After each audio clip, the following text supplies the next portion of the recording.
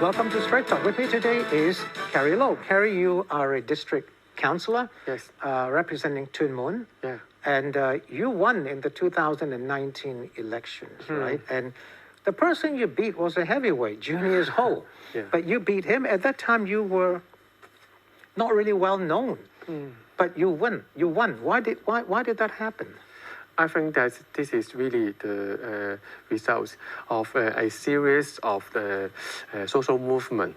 As you know, as you remember, what happened in the 2019 near the Right, there were a lot of council. protests. Yeah, even the incidents happened in the Chinese University of Hong Kong as well as the Polytechnic University. Many people are very angry, and so they like to use their votes to represent their feelings and also their ideas. No, most of the district councillors who won belong to the opposition camp, Yes. right? Almost all of them belong to the opposition camp. The reason I ask you this is because now that the electoral system in Hong Kong has changed, right? The central government has changed the electoral system very drastically. Yeah. A lot of rules, new rules, right? Under these new rules, do you think you could still win again? I think that this is not an issue to discuss whether we can still win the game. First of all, whether can us to enter the election is very important. As you know that under the new dramatic change, there's a lots of interference to prevent many people to enter the elections. Do you think you can enter the election? You have not been arrested. You have not said anything that was very radical. You didn't dress up to throw petrol bombs. Do you think you can enter the elections? I think that this is not the issue for me to think, because the rights and the authority is not rest on my side, it's rest on the government side. So I think that this is not a good idea to think that whether which one can go into the elections. But if you don't think, how can you decide whether you want to join future elections or not? I think that currently there is a lot of voices to discuss whether the Democratic parties or Democratic camp still need to enter the elections. Well, you are from the Democratic Party, right? Yes, of course. So will the Democratic Party join elections? I think LegCo elections will be happening in December. Currently, our parties are still discussing with different stakeholders. Of course, the internal stakeholders as well as the public stakeholders. So I think that there is no exact ideas and also results discussed from the parties. But to me personally, I think that the most important thing today is now to establish a very close relation and communications with the public to ask for the ideas and ask for any suggestions that we need to do in the future, but not just think by us and also led by us only. Now, many people say that under the new system, there really isn't much role for the opposition. Yeah. Legislative Council has been changed. 70 members now will be 90 members. But of those 90 members, only 20 will be directly elected by the people, right? The opposition normally win in the direct elections, right? There were 35 seats before. Yeah, half-half. Out of 70, half-half. But now you've got 20 seats for direct elections, so you can forget about the rest. So of those 20, some from the establishment camp will also win, right? So some people say that in effect, there is no more room for the opposition. Do you agree with that? I think that repeatedly I mentioned about before that whether can we enter the elections is a very important stage. Even though we can enter the election, we need to redefine what the roles of the Legislative Council places. As you know that we can't do any actions in the council anymore. But the actions you used to do, not you were not in LegCo, but the actions that your party and the other opposition members did was to throw things, yell and shout. I mean, that is not legislating, that is like disrupting the Legislative Council, right? That's part of the reason why the central government says it wanted to change all the rules. I think that we need to see the whole picture. We can't only see some of the pictures that some actions have been done by the Democratic camp, because under the previous experience, we see that many council meetings are very peacefully, and they are discussing about the community and also the human-related issue. They are very peaceful, and also it's very important that we need to know that why this action happened, because the government didn't hear any voices from the public, which the Legislative Council are backed by the public. Yes, but even if the government was not listening to the Democratic camp, should you be throwing things and not letting government officials speak and shouting them down? I think is that the right way? I think this is a very final stage that the councillor have been tried before using different FE method, like some administrative measure, the filibuster. Also, you see the government even didn't listen any voices, and even to cut the meetings. This is the result originate from the government, that the stubbornness and also the arrogance. Yes, okay, you did that, and then after, when the government put out the extradition bill, things got even worse. And then it got to a stage where there were many violent protests. People were throwing petrol bombs and so on. Yes. And, you know, can you blame the central government? Seeing this, the Legislative Council not being able to function properly, and then it even worsened to the stage where for 6-7 months, there were protests and firebombs and shops being smashed and MTR stations being smashed. If you were in the shoes of the central government, would you say, enough is enough? We need to bring order back to the city, right? I think that no one wants the city being destroyed. I think no one, even though what kinds of backgrounds of people don't want to see the city being destroyed. But the main problem is that we need to know what's the origination and the reasons of these things to be happen. And today now, Hong Kong remain a peaceful society and community, but we need to see the problem of conflicts didn't relieve. You see, the resources are not allocated evenly and also fairly. You see that all the policies are comparatively to those rich people. How about the poor and also the basic people?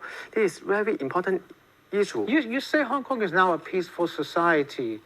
Are you happy that it is peaceful now? Of course not, because this kind of peaceful is a forced peaceful, because you see that the national security law have been passed, and also many people are arrested.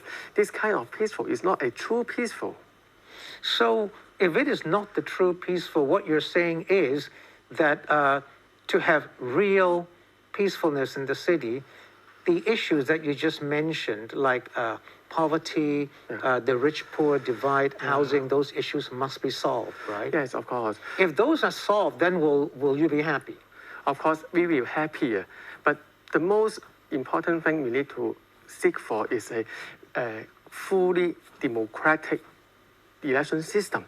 But you know, that's not going to happen, Carrie. You know. Yes, I know this is with far the new away. changes, it's never going to happen again. Yes, of course, this is more far away from the universal suffrage. It's very far away. We know that. Why didn't you accept the proposal that the central government offered some years ago for direct elections for the chief executive after a screening process that was halfway towards democracy, but it was rejected by the opposition camp in the Legislative Council? I think that we need to know the whole story, because we see the policy years before is not really a democratic election. You see many benchmark, and also there's a committee to screen over the candidates. Right. Candidates. I think that this is very important. The political reform years before didn't solve the problem, so I think that it is very reasonable to reject it. But then now you've rejected it, Carrie. The point I'm making is, having rejected it, you have just said, we have now gone backwards, right? we've got even less than what we had, right? Yeah. And you say, and I don't think that is ever going to come back again. So if you think back in hindsight, was that the wrong decision to reject this proposal, even though it was not fully democratic? I don't think this is a bad decision or wrong decision because the responsibility rests on the government. You see, today the reform, the dramatic change is completely without any hearing of the public voices, and No, it was done by the central government. Yes, of course, yeah. So you see that we can't say that the Democratic parties or Democratic camp have missed the chance years before because all the controls are done by the central government. Okay, now you've heard that we've gone backwards, and I ask the question again. Do you still see a future role for the opposition in Hong Kong politics? I think the roles are still here and very important. You know that. Although we may not can enter the Legislative Council elections, and we don't even now have any places in the LC, but I think that democratic camp are very important to connect with the community and the people, to help them and to empower them in the voices, because it is very important. You know that Hong Kong is an international financial center. The freedom of speech and freedom of press, etc. This is a very important element to maintain the government and maintain the society. All right, quick break. See you soon. Don't go away.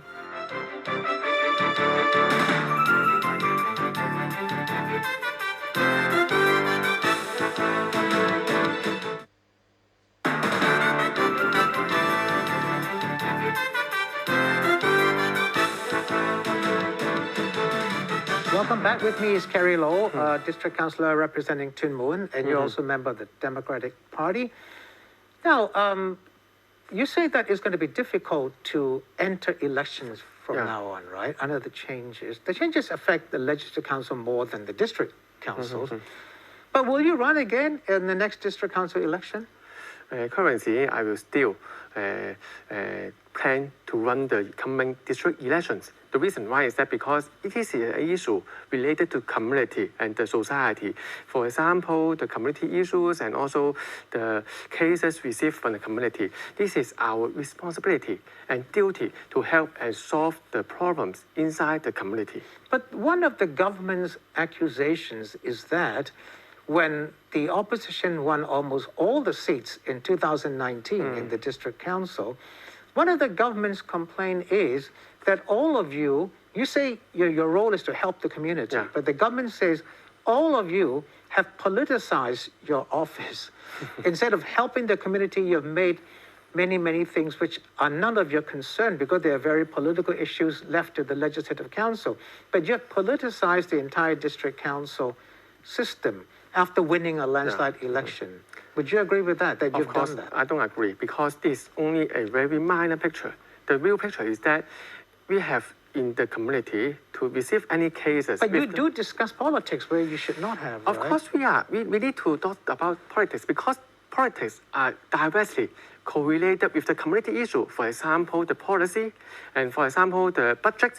The budget plan is a very important issue in the community, whether the people can receive how many money, how many subsidies, etc. But your job is to look to see whether roads are okay, whether swimming pools are okay, and things like that, right? I think that we need today, now Hong Kong people have another mindset, that an expectation to the district councillor, not only to take care of the roads or traffic lights, etc. They need the district councillor to help them in the empowerment and also the political issue. This is very important thing. Yeah. Well, by politicizing the district councils to a certain extent, like you say, what has now happened is that under the new electoral changes, the district councils were able to be part of the election committee for the chief executive, right? Yet over 100-something seats 117 given to the election committee. So you had a role to play in selecting the chief executive. But under the changes, that role is gone.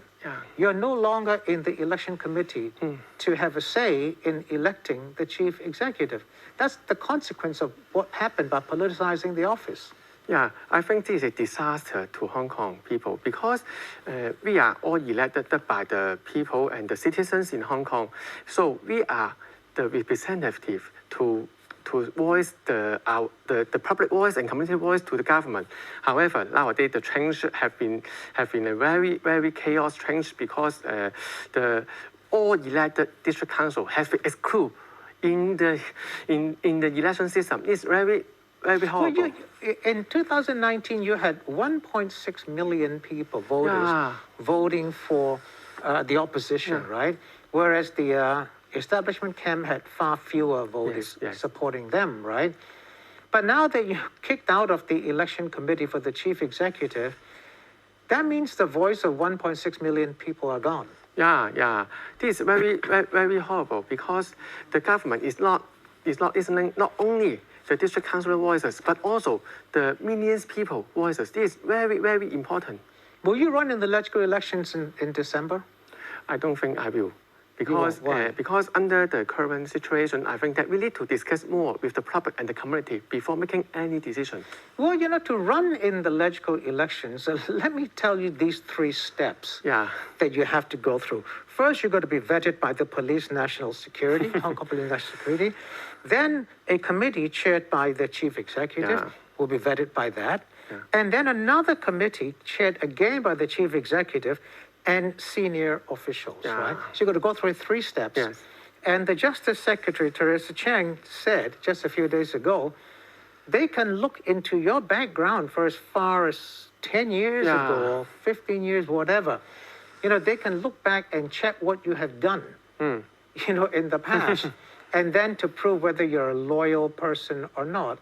Under those circumstances, would the opposition even dare run for elections? Because you'll have to be checked by the police, the National Security Police, into what you've done for your whole life.